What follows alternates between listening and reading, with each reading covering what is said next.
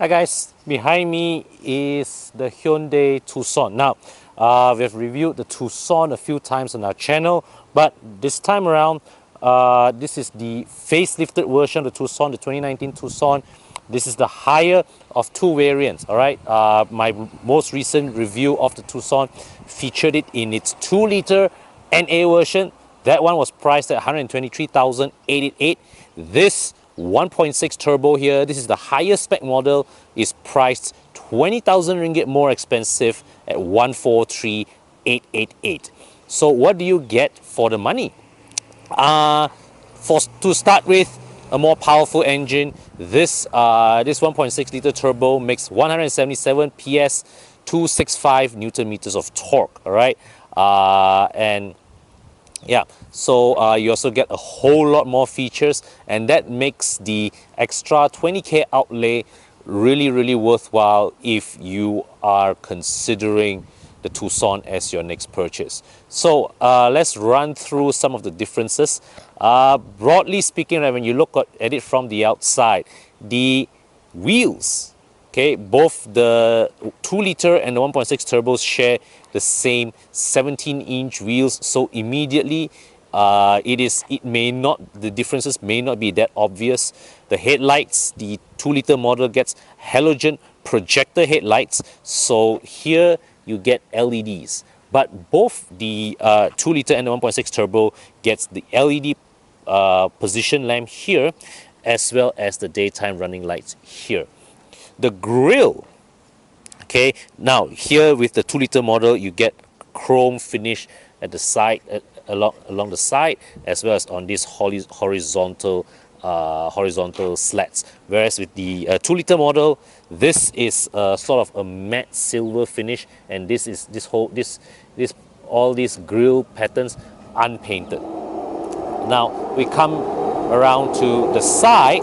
1.6 turbo here has keyless entry, 2-liter model does not get it. At the back here, the turbo here gets LED tail lamps, the turbo here gets LED tail lamps, whereas the 2-liter model gets a conventional bulb type tail lamps.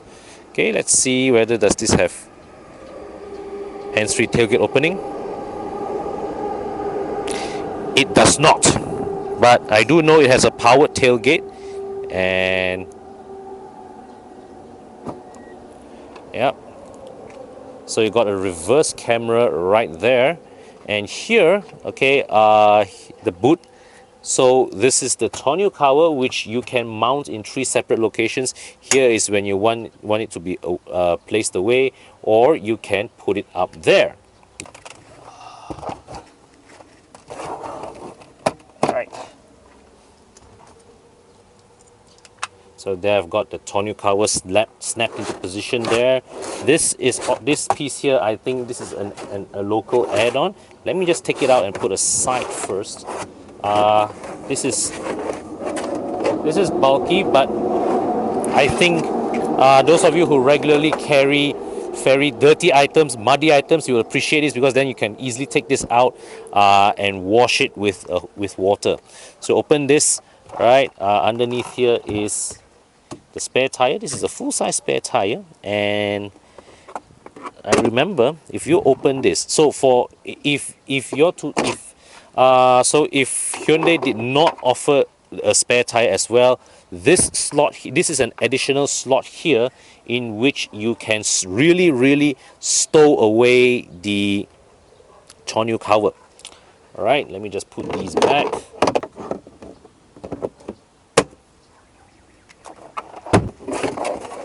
Okay, so here you have a 12-volt socket, and this looked like a pair of hooks. This one side here, one here. It feels pretty solid, so it may take a substantial load. And close the boot. So we come here to the back. So pull this lever, and the seat falls down and clicks solidly into position. Okay. So here there was a hook here as well, which is useful when the seats are up and you want to hang things at the back. So here you notice that the floor, it's not flat. but it is seamless, so you can put bulky items on here without it rocking about. So let's see how to open this. Is the seat, right? And of course, now you see here, this the 1.6 turbo here, you get rear air con vents, and here you get a USB power socket. So right here, the driver's seat, this is adjusted to my driving position, and leg room looks good. Let me just step on board. So you got recline adjustment, several step recline adjustment. So all the way back here, like this would be very, very nice for a long distance journey, and you get a fantastic amount of knee room here. All right. Of course, if you were to put this back up to a more upright position, you still get pretty decent headroom for your use. Pull this armrest down. This is a very simple armrest with just 2 molded cup holders. Nothing much to show here. And of course, you get, well, netting type pocket here at the back. So yeah, but I would say the amount of available legroom here is fantastic. So we go to the front. Okay, so here's one more little neat trick by the Tucson.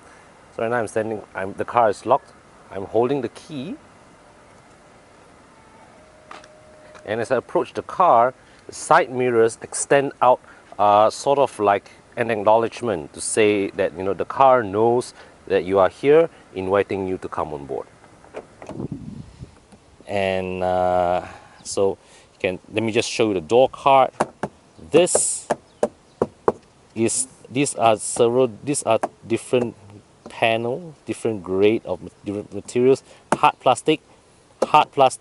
This is some sort of like leathery material, and this is another unpainted plastic strip. So you can see that with this door card, the designers did put in some effort to have some design lines in there, but the purchasing department obviously decided to just finish it up, one uniform color.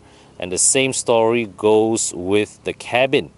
Now I believe in overseas market you could probably spec some a combination of colors for this cabin, which quite sadly we don't get in our market, because look at the design lines. I mean, this dashboard design has layering to it. This is sort of like, you know, soft touch. This is a soft touch material. This is also another grade of soft touch plastic. This is hard lah, okay, fair enough. But look at the layering of this dashboard. They could have put a sort of contrast color here, okay, to give this whole dashboard design a bit more depth, a bit more flair, right? Because you can see this is one line that curves like this. This whole thing, this whole piece flows like that. And yeah, to see it all as 3 different grades of material finished in slap one color like that, it is quite a waste of the designer's efforts, in my opinion. And you get a freestanding screen here. Okay, this is quite obviously a factory fit unit, not a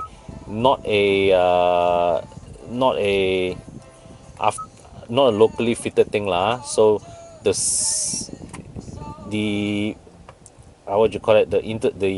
response interface looks decent. This seems to be ready for Android Auto, Apple CarPlay. Now you come down here, the climate control system.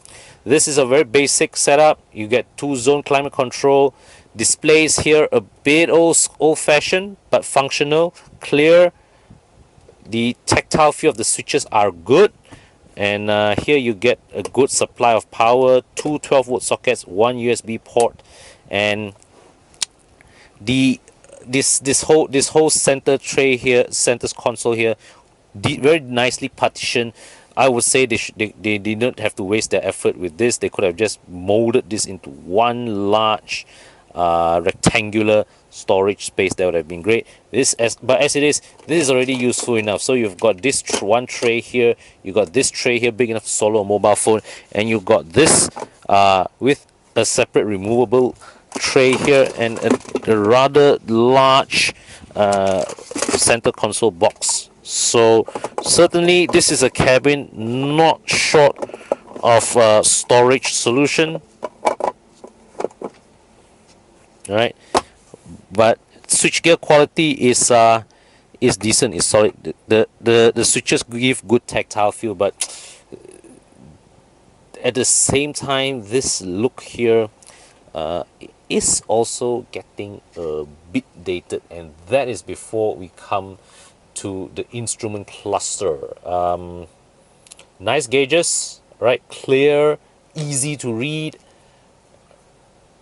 nice analog, and you have also this screen here, okay, which is a color screen. All right, you can see two different colors, blue, and the resolution is good, but really nothing much to shout about.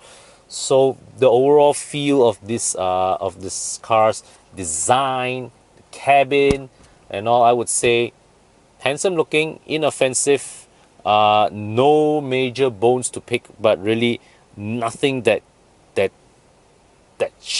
stands out or screams outstanding. It is just a very well executed, but at the same time distinctly ordinary cabin. It is an ordinary but very, very well executed grade of ordinary. So if you want something that is safe, it works, no hassle, this is it.